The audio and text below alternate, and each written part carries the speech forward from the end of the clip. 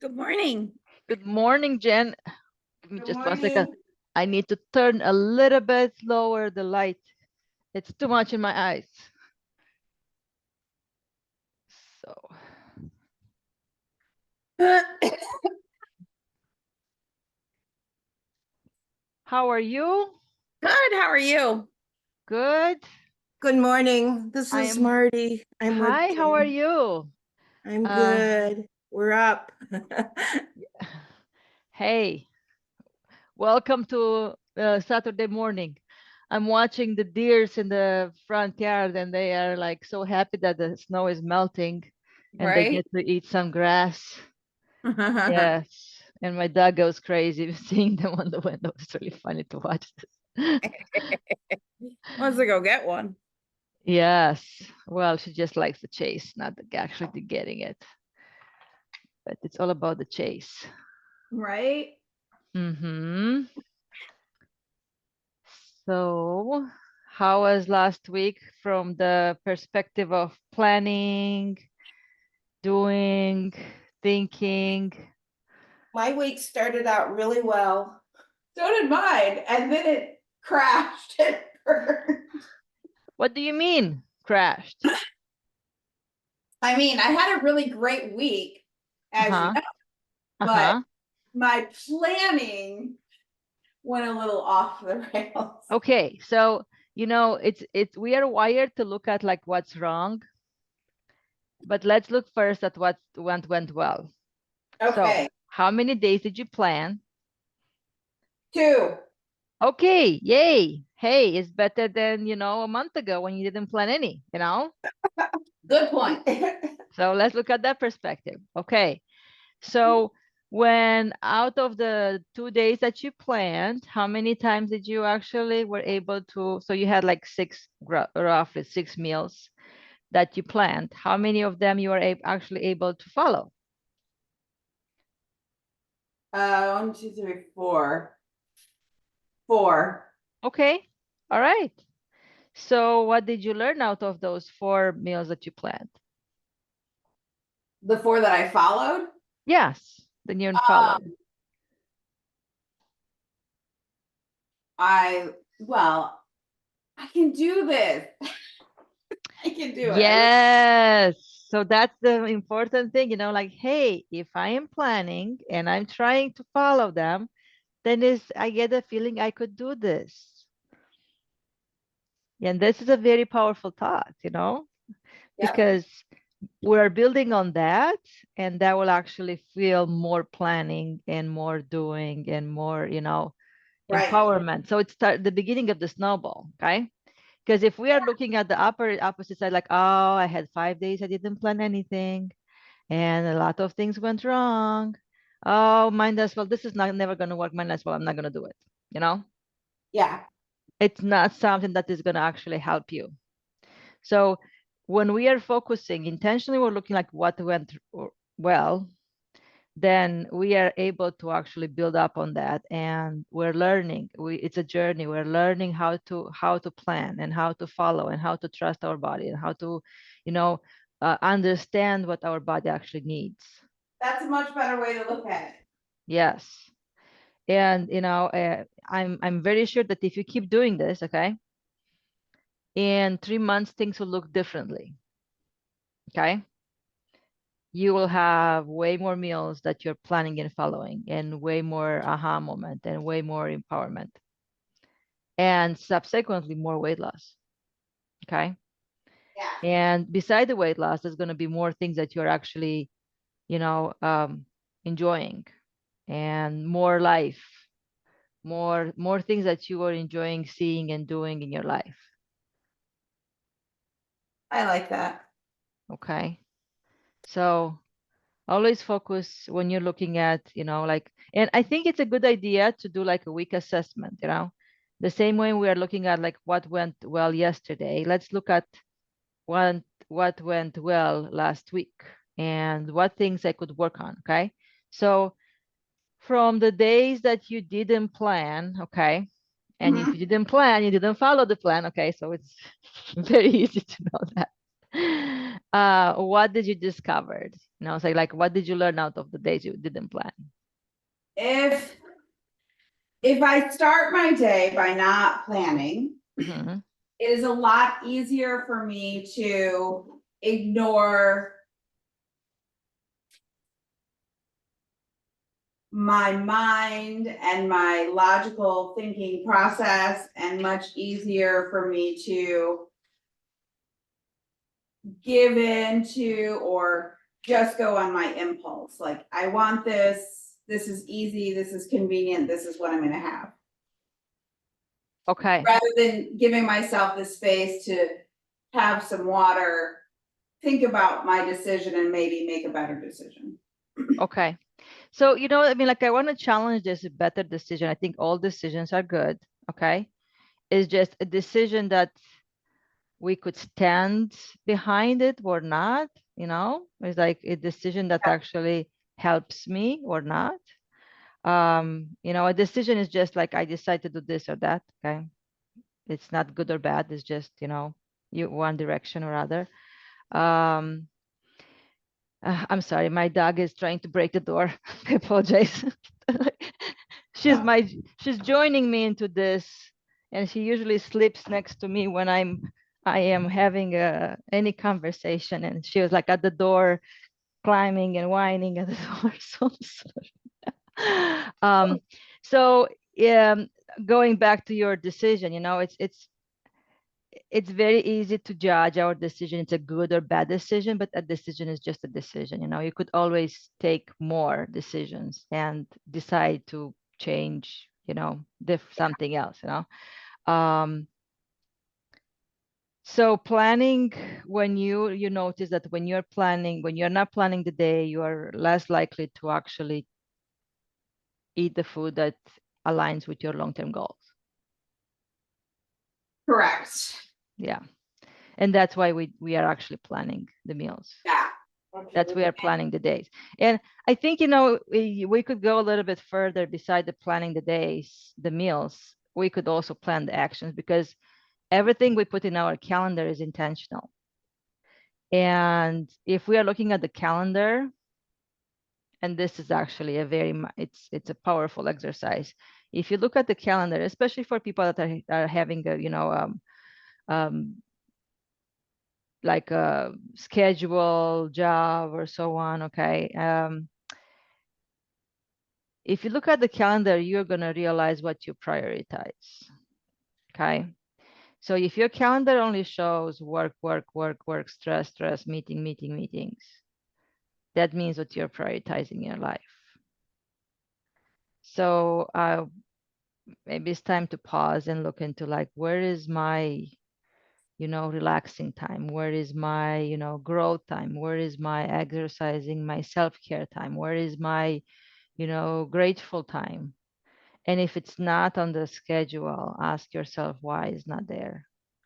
So if your schedule actually does not align with your long-term goal, ask yourself why, and try to see, like, what can I change in my schedule to make it doable for me for long-term, to align to my goal. You know, if you want to be a spiritual person, but you don't put your church time into the schedule, okay, or temple or whatever religion you have, it does not align with your goal. That means like you're not prioritizing that. So we tend to prioritize, when we tend to put on the schedule what we prioritize, what we think it's important for us. So how about right now we put on the schedule time to plan my meals, because then it's there, then you know you're going to follow, or you're going to have a reminder, a visual reminder, like it's there. It's part of my important part. And if you want to go further, you could actually schedule that as time with the most important person in my life, which is myself. And then it's like, okay, I'm going to be intentional about this because I don't want to disappoint myself. And I'm going to follow this meeting that I have with myself, and looking like, how can I work on today to make my day to align with my goal of, you know, self-respect and trust, and, you know, honor my body and my life and my, you know, who I am as a person. So let's plan. Okay. So I want to talk a little bit today and then I will go back. Could go back to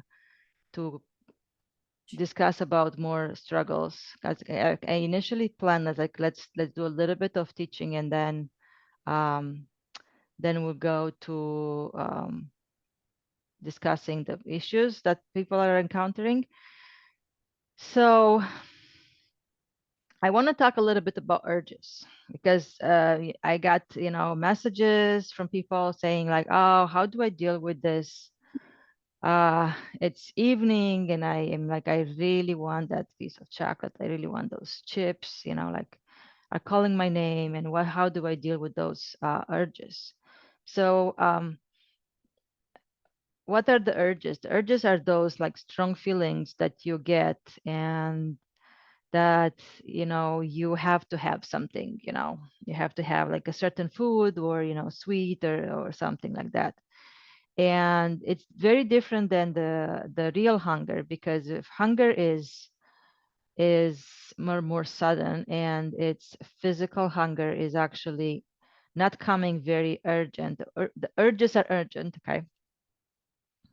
The physical hunger comes in a little bit like sudden, is building up, and kind of like it's a wave, okay.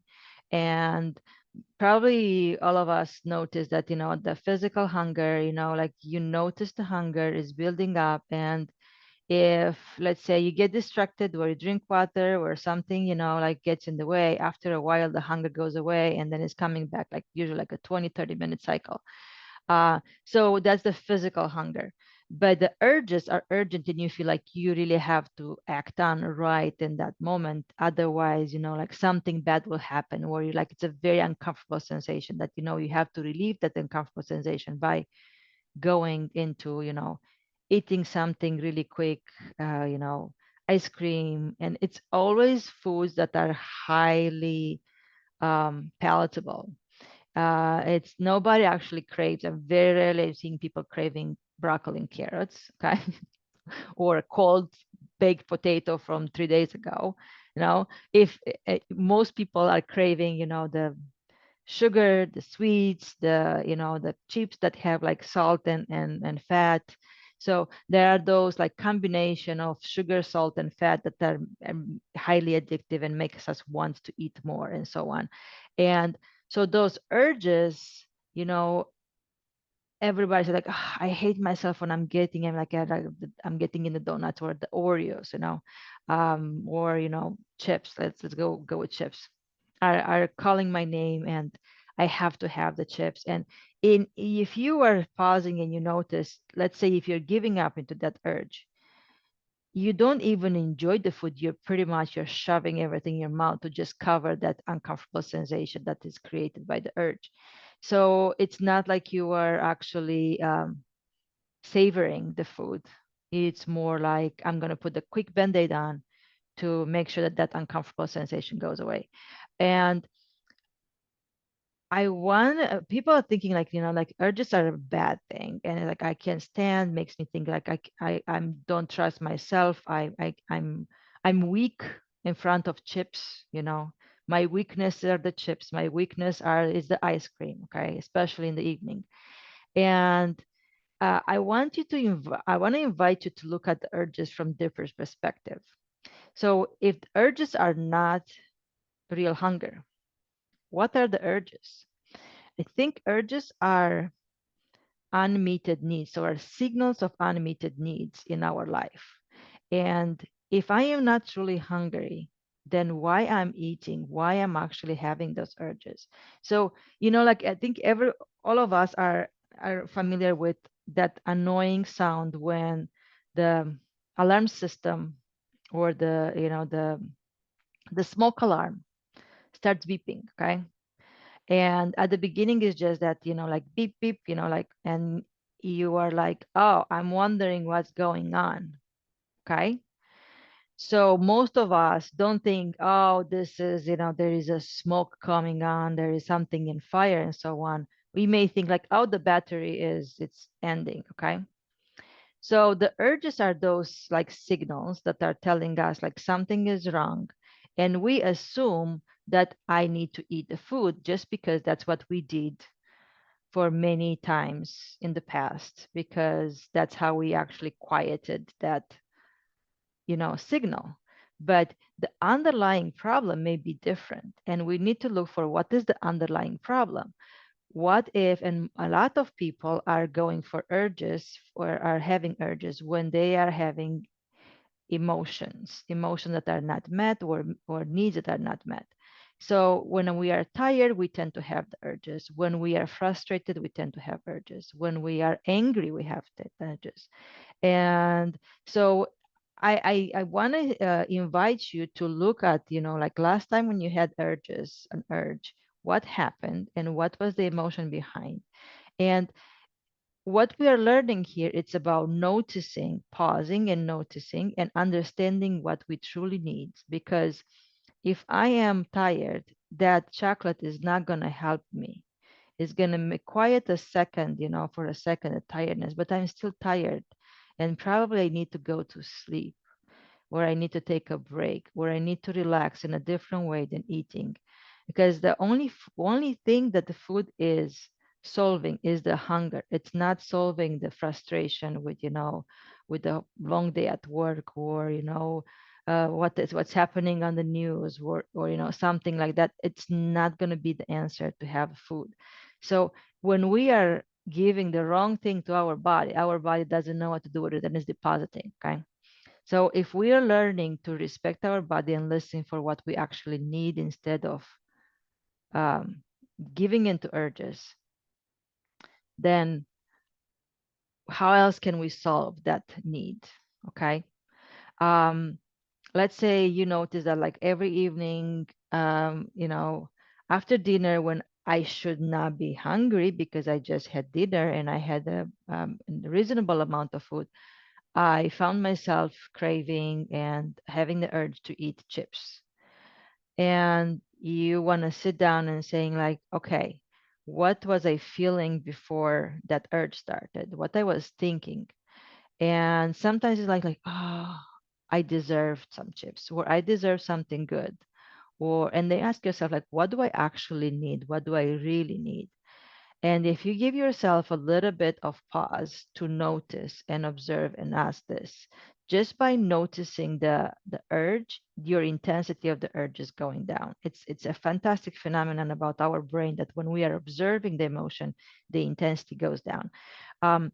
And think, how else can you solve that? You know, I deserve to rest. I deserve something good. Why is food the good thing, the answer? What else could be good for me instead of food? Maybe, listening to music, maybe having a conversation with my spouse, maybe, going for a walk, maybe, petting a pet, or, coloring, or whatever activity is helping you relax, or you feel like it's meeting that need. So it's about planning those. What else can you do next time? We notice that we have patterns. So, some people are having patterns of like after dinner, where I'm getting home, or certain things, certain times I'm sitting in front of the TV and I'm eating popcorn. And it's like every evening I'm eating popcorn. And I'm probably not hungry for that popcorn. I'm not actually, I don't think actually I need that popcorn. What else can I do instead? Okay, to solve that problem, that I need to relax and give myself some comfort. How else can I meet that need of comfort?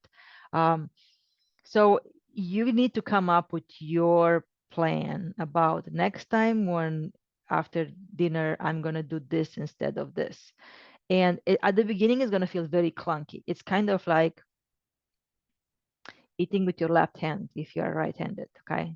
You have to be very intentional. You have to think about how I hold the fork and how not spilling things or so on. uh, and it's coming like easier and easier the more you do it. Okay. So the more you start looking like, what are my habits, how can I solve those? Otherwise, if I'm not hungry, why I'm eating? And not judgmental, is more like, what do I actually need? How do I meet that deeper need that my body is signaling for? um, if we are taking away those urges and those strong desires of, food that we eat when we are not hungry, the weight is going to come off automatically, because we are not geared to actually eat for, stress, for upset. If you actually want to scream and you put your donut in your mouth, you're still gonna want to scream. Okay. Maybe it's gonna be a more dull scream, but you're still gonna want to scream because it's not solving the underlying problem. So we have this journey where we need to look into what are we gonna actually replace those urges with. Um, but I think a lot of people are getting into the shaming, of the self-shaming about, I should not feel the urge. I should not want the food. When the reality is, like, we are not taught how to deal with emotions. And most of the time we are actually taught to cover our emotions instead of actually solving them. And this is just an invitation into, like, self-discovery and how can I solve my emotions or my stressors in a different way than food. Um, how can we make our life so exciting and so big and so fascinating that the food is the least exciting part of it?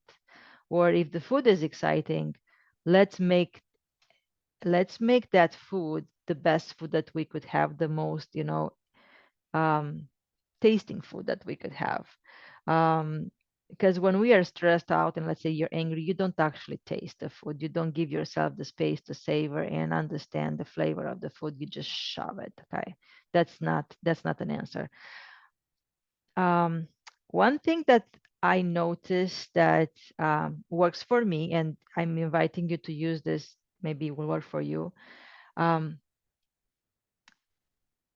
it's okay to be a little bit snob about your food, but not in the way of like expensive and so on. But if you want a certain taste and if you want the food a certain way, it's okay to aim for that only and want what's the best for your body and for your taste. So let's give an example. I don't like Hershey chocolate, but I like chocolate. So I told myself, if I'm going to have a chocolate, I'm going to have the best chocolate that I could have, that I want to taste a certain way. So automatically, if the chocolate that I have available doesn't taste quite the way I want, I'm not going to eat it.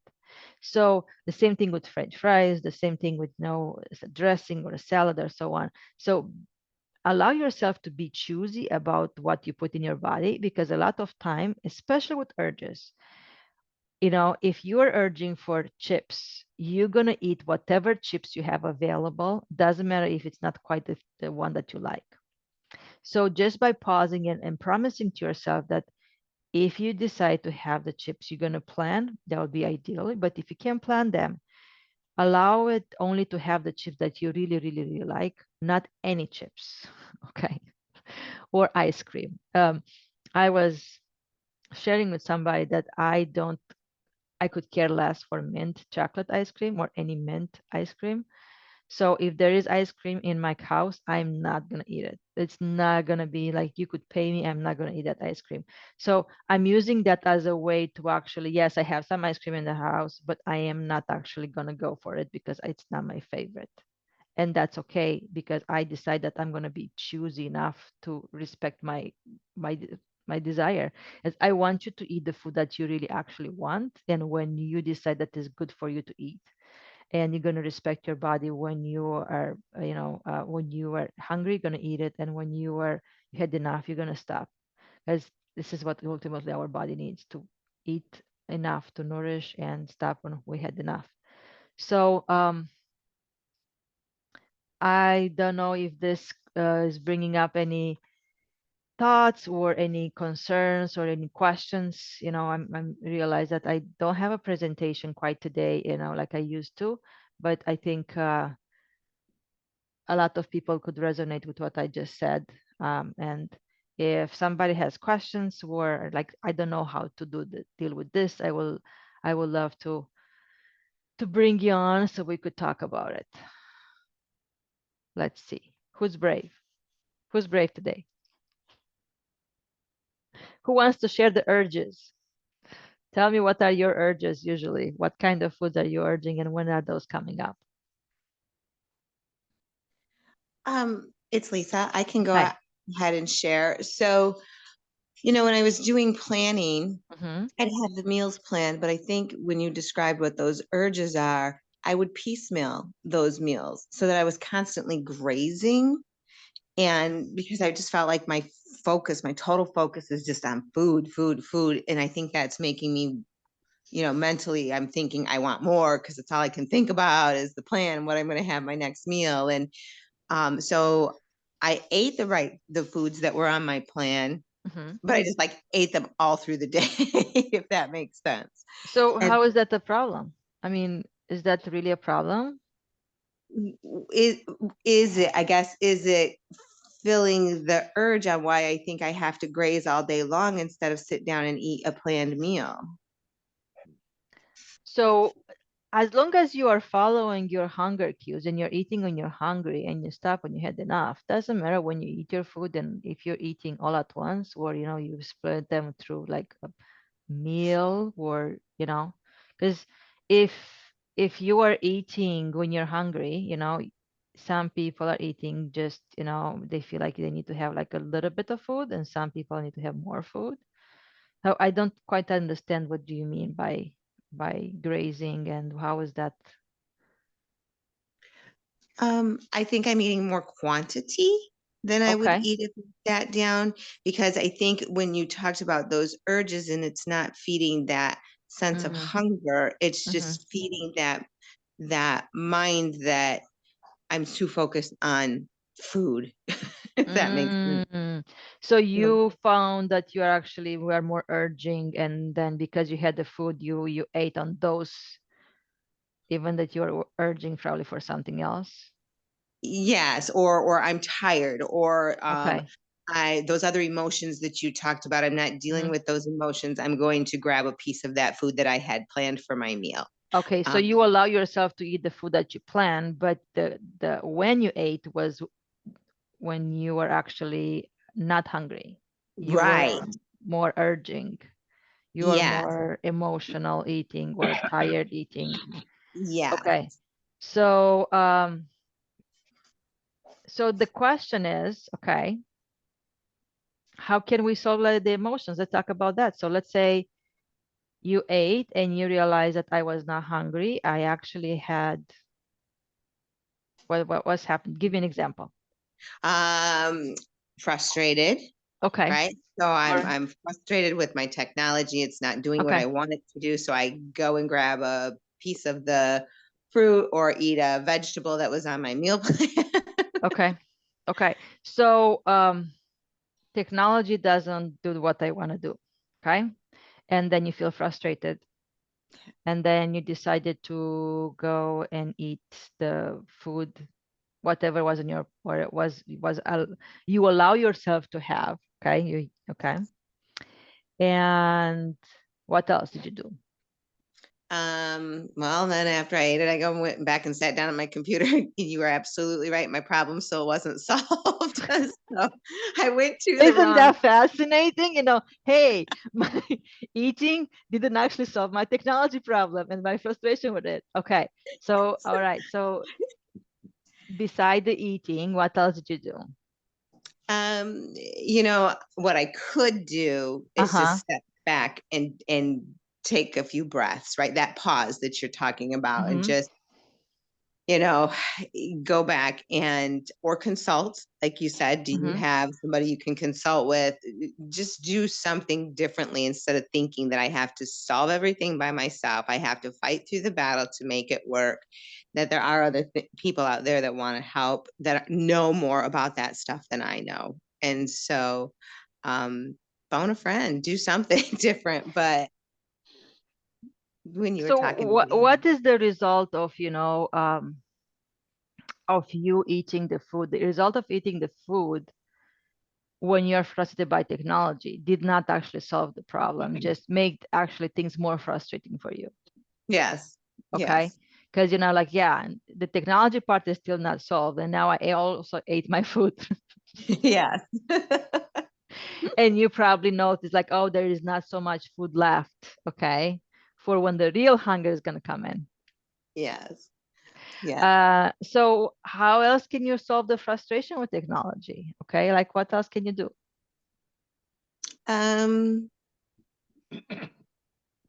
Like I said, the biggest thing with the technology that I came up with is to call somebody else that knows how to fix.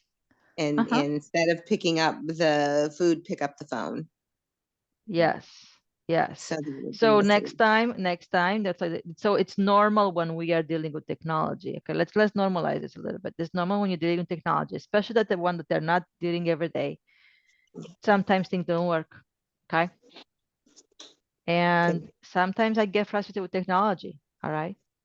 Mhm. And instead of beating yourself up for this, that you can solve the technology, you know, you could find a solution for the technology, you know, call an Yeah. expert, go on YouTube and see. I'm very sure there is a YouTube video about how to solve that piece Oh, of yeah. technology. Always a YouTube video about everything. Um, And okay, and what you are not, what in the moment you could do to relieve that urge is to acknowledge the fact that it's normal to feel frustrated. Okay. I So like that. just by saying like, of course I'm frustrated with this technology. Okay. It's not my jam. It's not my expertise. It's okay. All right. And Perfect. food is not going to solve it. Okay. Yep, you're And absolutely that right. uncomfortable moment could be solved by different things. You know, sometimes like, okay, let's see what other resources are there, you know, inviting, exploring, like what else? What else? So how was the last week for you, Lisa? How was the planning for you? The planning was the planning went okay. Okay. The days that I did planning, I missed some days, but when I planned, I found I was eating the foods on the plan, just not at the times or, you know, at the meals like I shared earlier. And very seldom would I find myself straying from that plan, in terms of the actual foods that were on there that I felt were best for my body. Okay. So it went okay. So how many days did you plan last week? I planned 4 days last week. Wow, excellent. That's awesome. Good for I you. did well, and I did. So I have always used my my Fitness Pal. Mm-hmm. I think that's what it's called, my Fitness Pal. And Mm-hmm. so I started trying to find what works for me. And so I started going in and planning my meals in my Fitness Pal. And so I did 3 days on your sheet, and then I did my Fitness Pal after that. So but I like the follow up with your sheet because the gratitude, what am I going to do for myself today? Questions like that. So I'm still working on that method that works best. Yeah. So what did you discover while you plan your food? I made better choices. I Okay. didn't, you know, and I know you said we can plan for those things, right? If we are going to go to a birthday party, plan for the cake. But I found that sometimes if I wanted to go for something that wasn't on my plan, that was not a healthy choice, I didn't go for it because it wasn't one of the meals, the foods that I picked for today. I did find though sometimes that I changed out a healthy choice that maybe I planned for an apple yesterday, but today was carrots for the snack. That might have changed a little bit, but it was still the healthier choice, not the sugary sweets that I enjoy so much more. So, but the question is why you didn't put the sweets on? And let's say if you really wanted those, why you didn't put them on the plan? I want, one of my goals is to not eat them as frequently. And Okay. so replacing the sugary sweets with I'm buying more fruits. Just it's still that sugary, right? And dates. I'm eating date. I'm just trying to replace that because I know I have a ton of arthritis in my body. And when I'm eating the natural sugars, I physically don't feel as lousy. as Mhm. when I eat refined sugars. Okay. So it's an intentional plan, and really thinking through what can I eat instead of that. Girl, I never ate a date in my life until the last couple of months, and I tell you, they're like candy. They are very tasty, you know, and I have some very good recipes with dates, and you could use them in a lot of different combinations that are making them absolutely delicious. Um, so but I like your reason. I like your reason why you don't want to eat the sugar. Okay, it's not because it's bad for me, or it's just like I can't stop myself from eating. Okay, Right. um, so it's not the restrictive, a restrictive reason. It's more like I am intentionally to find what's best for my body, and I feel better when I'm actually eating the natural sugar instead. Yes. Okay. Do you feel deprived? I don't feel deprived. And one thing that I was going to share is by when you recommended that we could plan for things that aren't necessarily our healthiest choices, it's almost like I was given permission to do something. And if you ever think of your kids, right, when you give them permission and freedom to do something, they don't want to do it anymore. So I feel like you've given, because I have that permission, I'm like, I really don't need that. I can eat it if I Okay. want, but I So don't you, really. yeah, you take decision from a different perspective. It's not like, Yeah. oh, now like it's not the forbidden fruit anymore. It's kind Mhm. of like, yeah, I could have it whenever, Yep. yeah. So it's giving yourself the permission. It's absolutely an amazing perspective. And the reality is like, yes, we give ourselves permission every day, with everything. Yep. Yes, excellent. Excellent. Very good points, Lisa. Thank you for sharing. Now, I know it's not Desmond on the other side.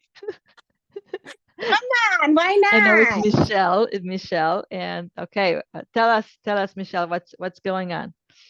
Well, Lisa, I hello to you too this morning, but I have something to follow up with your not planning the unhealthy. Um, I knew last Saturday when I planned that we were going to Costco following Desmond's game.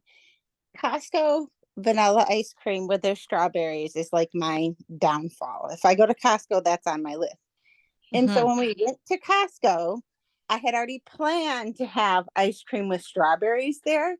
And I had it. And I found that the rest of the day, I didn't feel that guilty sense like I had failed or I had done something wrong. It was like, I made a plan to do this and I did it. And it's really okay that I had the ice cream and strawberries today.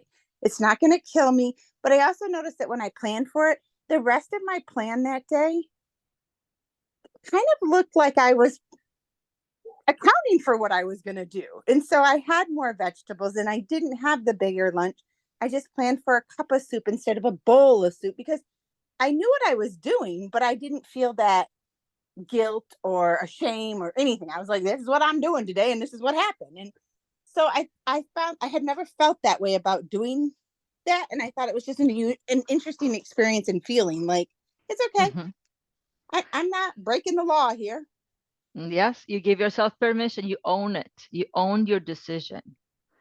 You decided that that's gonna have, and that made the fact that you didn't feel guilty about planning ice cream and eating the ice cream probably helped you not to eat so much as you will eat otherwise. Okay, because that guilt and restrictive, like, oh, I should not have this ice cream, most people are actually end up overeating the ice cream because like, this may be the last time when I'm gonna have it. Like, I'm eating right now, okay, to Yes. get it out of my system, and then I'm not gonna eat it ever again, or like promise ourselves like absurd things. Okay, and then you shame yourself and like, why I did it so much and so on. So most people are overeating because they just gave in to that thing. But when you plan, then like, I could plan now, and if I want, I could also plan it tomorrow.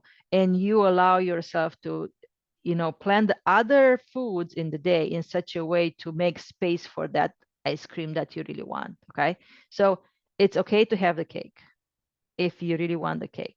But like Lisa said, if you give yourself the permission to have the cake, suddenly you kind of like, maybe I should not have it. Like I said, not the best cake. I really don't like that vanilla cake. I would rather have a chocolate cake instead. So it's like, I'm not gonna eat that. Okay. Or so it's giving you such a different perspective when you are actually allowing yourself to plan your meals and plan what you actually want. It's fantastic. So excellent, excellent. So who else wants to share or has questions about how the meals went? And okay, Sure. so I'm- Richard, I'm- hi. Hi. I've been planning meals for a long time, and so the planning hasn't been a problem for me.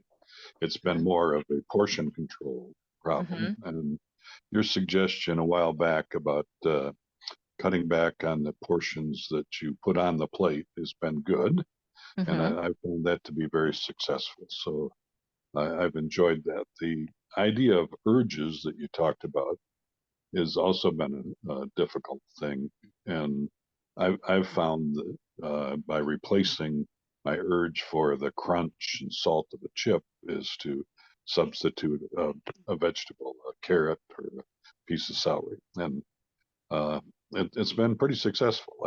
I cut back on portions of my breakfasts and lunches. Our dinners have been pretty much the same, but by cutting back breakfast and lunch, it's been good, and the weight's been coming off. So I've been That's happy with it. that's excellent. That's such a great perspective. And when we're seeing cutting down the portion, we are not saying like we're going to restrict you. I don't want to feel the restriction. It's a mind trick. So the science, the food science, I read a couple years ago, there is a book called The End of Overeating, and goes through the science that the food industry is investing into. You believe it or not, there are scientists that are hired and paid to actually study how to make people eat more. Okay, Yeah. and what triggers, people to want that product that they're making and go back again, again. And there are some studies that show that the bigger is your plate, the more you're going to eat. And just by swapping the plate that you are serving your meal into, so going from, in United States, plates are bigger than in Europe. I'm going to tell you that. So if you ever go in Europe and you eat in a restaurant, you're noticing that the plates are smaller, just size of plate is smaller.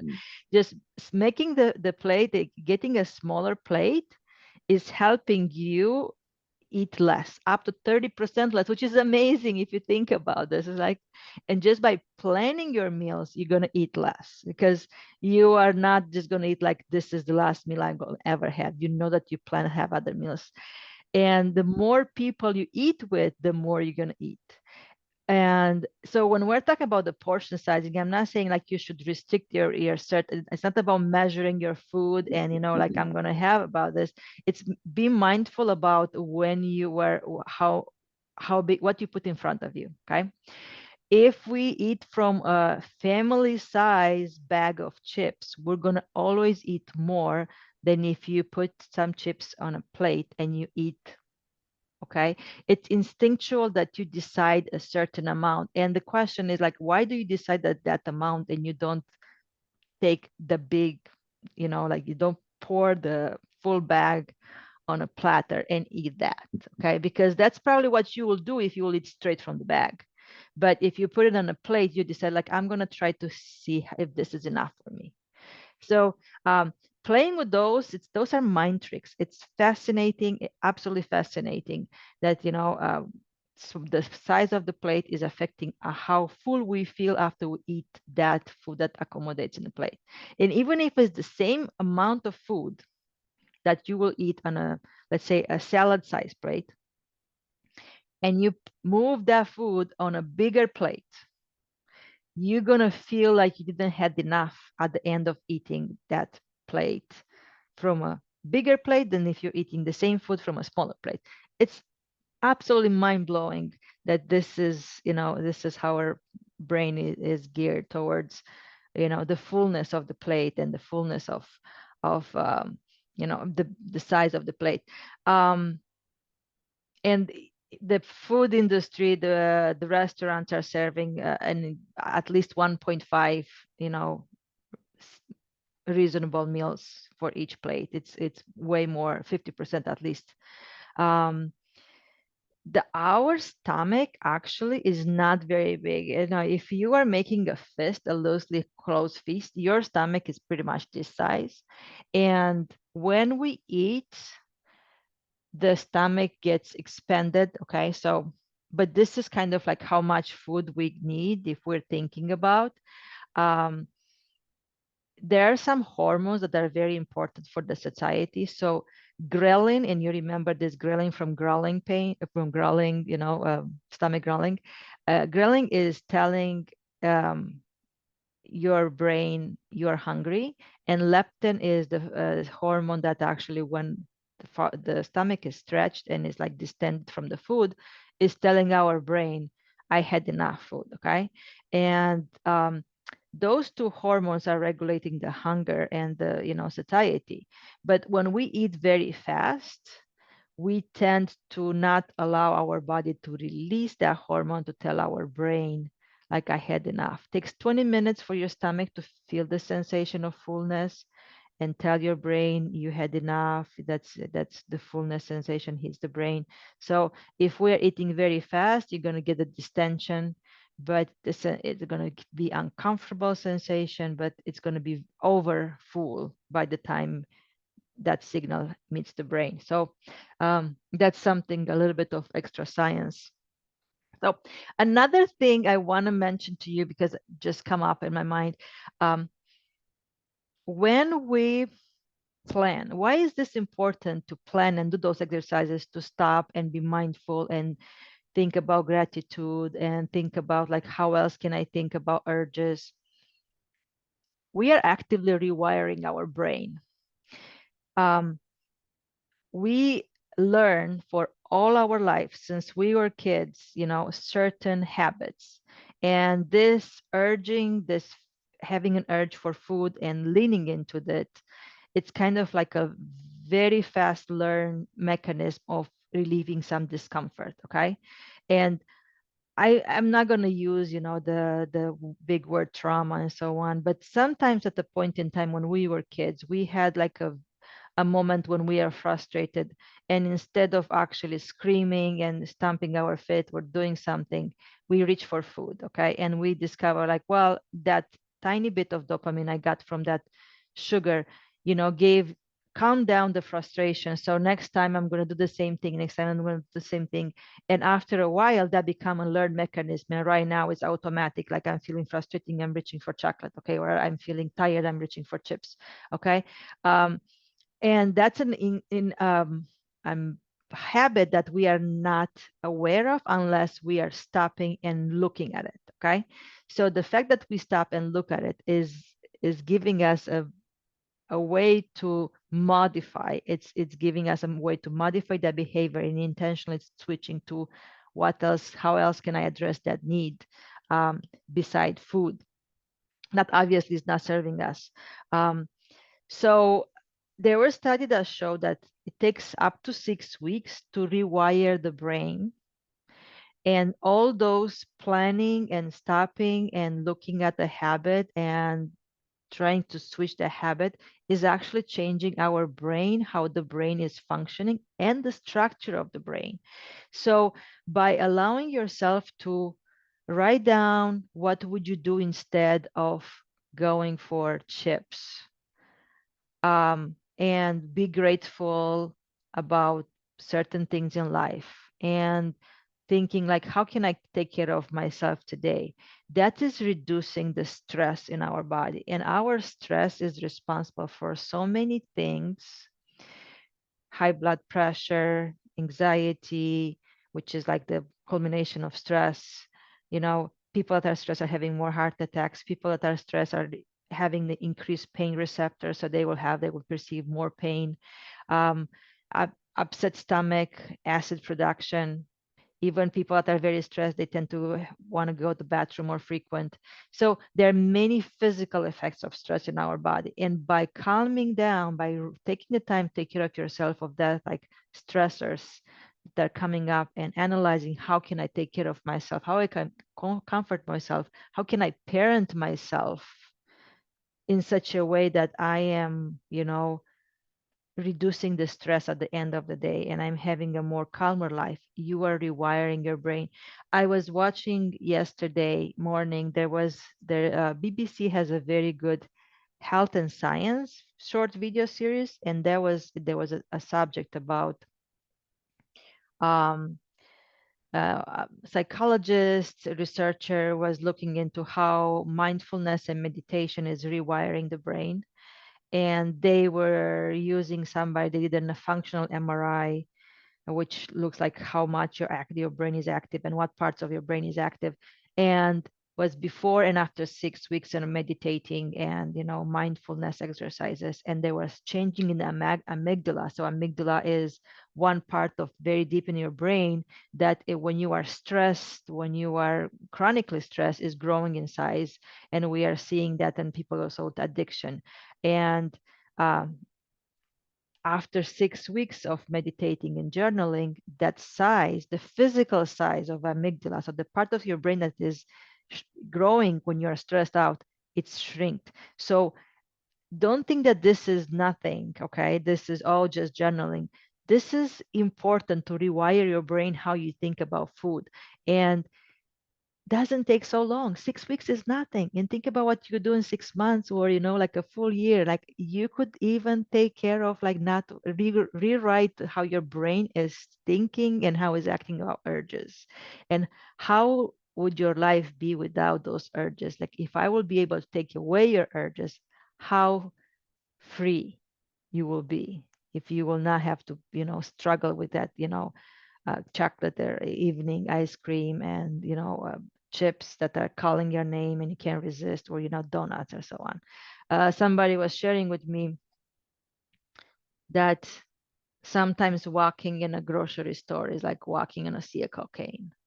And I know very many people are having a strong food addiction, and there is a degree of like up to pathologic the food addiction, and that's we could solve through not only this, we need more intervention than that, but there are certain things, certain chemicals that could make us very, very strong addicted to, and we could modify and not allow this to happen to our brain, because we deserve to be free of all those ties to that are not allowing us to live our life at fullest.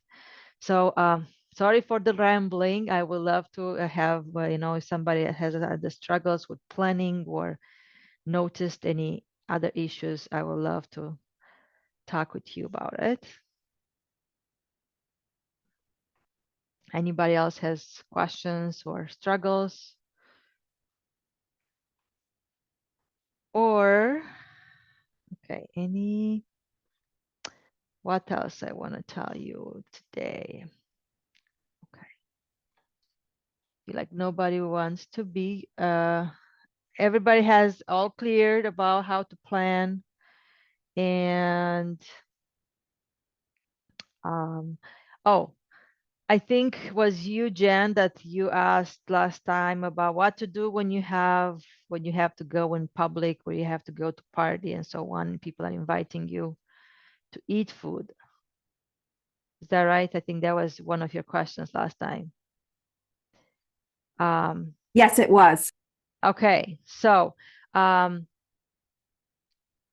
people will always offer you food. It's part of like we wanna,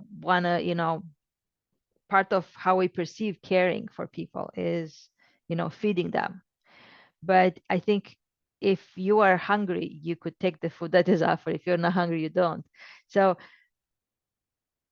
do you have a struggle when it's about saying no to people about food, or how to say no, or what is the, I would like to know, like, what do you feel like it's the struggle you're getting into? So, I actually,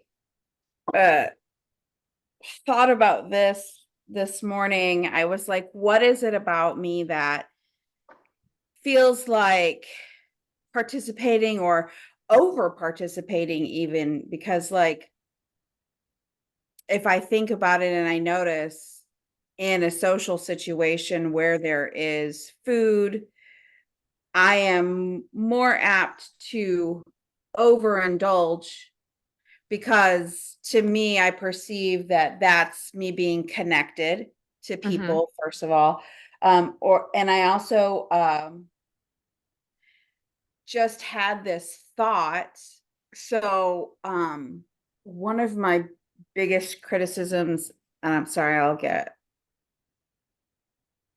beyond just food, but one of my biggest criticisms of my dad was that he had heart disease and he had diabetes, and he would make it a point to intentionally eat things that were horrible for him so that he could say, pretend like there's nothing wrong with him. Mm, okay. And it was a huge criticism I have, and my mom sitting here, she knows that it is. We've talked about it many times, but as I was sitting here thinking about what is it about those situations that makes me feel so obligated, like, and it's that same thing I think that my dad had, where I feel like, I don't want anyone to think there's anything wrong with me, so I'm gonna Mhm. eat whatever. Okay. And I don't wanna think there's anything wrong with me, so I'm gonna eat whatever, thereby causing the actual thing that can be wrong with me. Like, I'm not diabetic yet, but my gosh, it's all in my family. What the hell am I thinking in So my brain? so the thing is, I I'm happy that I'm recording this, but because I want you to, when I'm sending the recording, to go back and watch yourself, okay, and hear yourself how you're talking about, Mhm. You are not your dad, I know, but I keep and trying to tell the myself. reason that he took his decisions were his reason and his decisions, okay, and I understand that need to connect, you want to connect with people, but can you connect the questions? Can you connect without food? Like, why is a food? Absolutely. Yeah, how else can you connect with people, outside of food? Okay. So it's food, and so not completely exclude the food, because food is a lot of things, it's food is nurturing, and is culture, and is, connection. But I could connect with people with food, and okay, and make that and bigger and bigger and bigger. Okay. Right. And so I'm eating, okay, because I want to eat, because I decided I want to eat, and okay. And you also said that, you eat food because you don't want people to think that there's something wrong with you. Okay. So I don't quite understand this. Can you please tell me more about? I'm doing the 7 levels of why with myself right now. So, why is that my perception? If I It's almost like in a goofy place in my brain, and I really do like to think I'm a intelligent human being, but there's a goofy place in my brain that thinks that, hey, if I eat that cake or eat that burger or eat those fries, then no one's going to notice that. Who's noticing, Jennifer? No, just me. It's just me. At the end of the day, it's just me. And then I'm like, well, why is it so important for me to feel like other people perceive me as strong, right? Because I think, well, if they see me eat these things, then they'll think nothing's wrong with her. This is just a thought process in my brain. I'm not saying it's logical. This is just how weird it is in there. So like if I eat whatever I want to eat, then Mhm. people won't think there's anything wrong with me. So they'll think that I'm strong and in control. So why do I have to be strong and in control? Because So Jennifer, if I can perceive myself that way, I'll be like, hey, life's not out of control. When maybe sometimes like a little out of control. I don't know. So if we are replacing that people with you, okay? Mhm. So if you, because it's ultimately you acknowledge that this is self-criticizing, okay? Sure. You eat things, so you are so you could perceive yourself as nothing wrong with you, okay? So you could feel about yourself more in control, Right. more powerful. Right. I'm going to invite you to look into how else can you find that power and control and Yeah. self-confidence. And this is where how about if you plan your food in such a way to be in control and powerful, and you're empowering yourself to choose the food that you want. That I find is very helpful, actually. I know I talked about this when we were in DC this week, but having that PDF form, and I was doing it without it before since we started this group, Mhm. but having that and making that part of my morning and saying, okay, I can do my yoga, I can journal my things, and then I plan my food. It just takes 15 more minutes, maybe. And it's been when I do it, it has been very, it is empowering. It is helpful to be like, hey, I know what I'm doing. I have worked to make sure that the things that I want on my plan are around me, so it's easy for me to make the right choices. It's when my day goes sideways and I end up not being in a place where I can follow that plan, and then I tend to be self-critical in that if I if I fall off the wagon or something, I'm like, well then, I'm not going to plan tomorrow. Like this There is morning, no I there didn't is no want to come wagon. here, and my mom woke up and she's like, Ah, "Go me to Dr. Ross." there is no So wagon, I okay? turned it All right, on. Jen, But there is no wagon, okay? The wagon is you being aligned with yourself. That's the only wagon, okay? So how about we plan for those days? Okay? We're not planning for perfect days. We're planning for real days. yeah, And let's make a plan for surprise parties or surprise meeting that I forgot about, okay? And you have, a plan for that. And when I'm going to have next time a day when I forgot that I have a meeting with people and with food, okay? And I will do this, okay? This is the plan for. I'm going to eat this. That's going to be, and we could either go towards, okay, I will do an equal swap. Okay, so what's an equal swap is like I plan to have, soup and sandwich, okay, for lunch. And an equal swap will be, I don't know, meat and potato, whatever. So you plan like what would be something similar, what close to what I plan. Okay, different kind yeah. of soup, okay, and how can I make it as close to what I plan without feeling guilty? Because there is a lot of that guilt that is coming up. It's Sure. is the hardest part. Yeah. So yeah. And another thing is when you go to a, let's say a meeting or a party where is food, did you ever ask yourself why you stop eating at a certain point and why you're not keep eating? Because that's an important thing, is like, why do I actually continue, or why I ate those, 3 cookies and appetizer and that way I didn't eat more than that.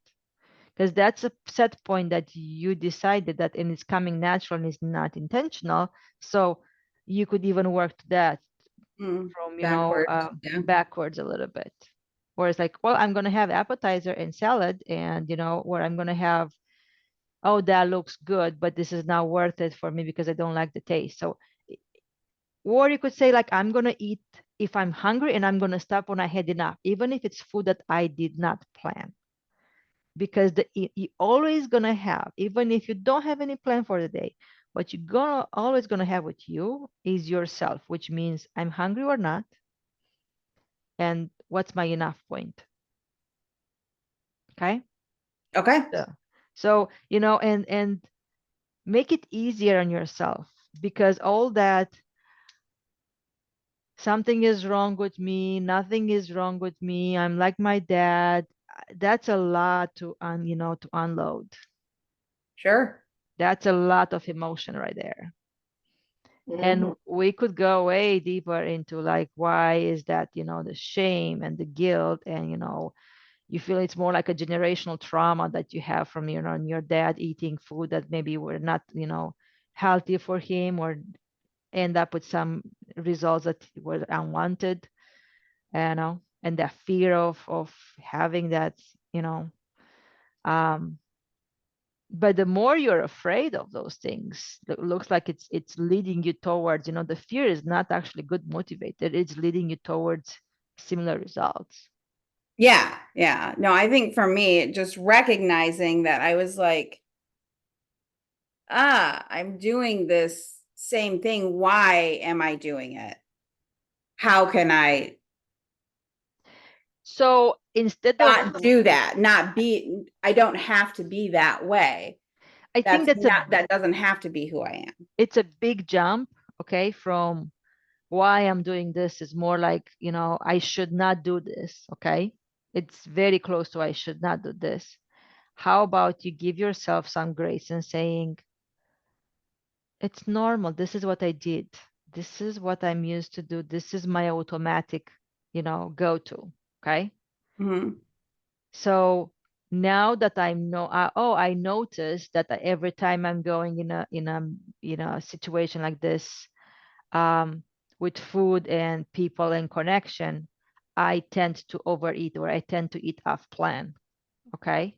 Mhm. So you could say, where I'm going to meet with people, there is food and there is connection also. And there are many other ways to connect. And there is also a way for me to listen to my body and eat when I'm hungry and stop when I had enough. Okay. Because Yeah. I'm going to ask you something. Last situation you had with food and people, okay, that were not Mhm. planned, come out of nowhere. Do you remember who was there? Let's say my name, Mary, was there, okay? Okay. Do you remember what she ate and how much she ate? Mm. No. Why do you think people will pay attention to what you eat and how much you eat? I won't. No, the Only I do. Only I. only you do. Okay. So, you're like, I am the only one that remembers those things, and I'm the only one judging. And it's like, how else can I be more gentle about myself? Yeah. But, like we spend so much time thinking, like overthinking about what other people think about us, but nobody cares about us. We are the only one that No. cares and judge us, and They're all too busy thinking about themselves. exactly. But, notice and, find yourself alternatives for rethinking all this process. It's like, yeah, I always ate that. I always ate when I went connected with people. I always overeat. It's part of our culture to overeat.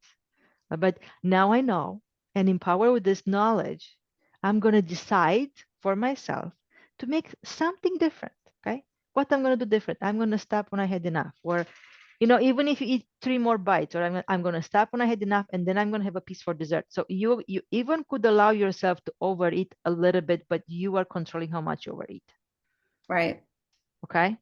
Yep. And then the drop the guilt, and that's okay. And we're refining this, and we look like, how else can I do but the next time? How can I be more gentle next time with me? So, okay, All right. that's awesome. Okay, ladies and gentlemen, and Desmond, we'll see you next week. And if you have any questions, or notice something, feel free to email me. Okay. All Thank right. you. Have a good weekend. You Bye-bye. too. Bye.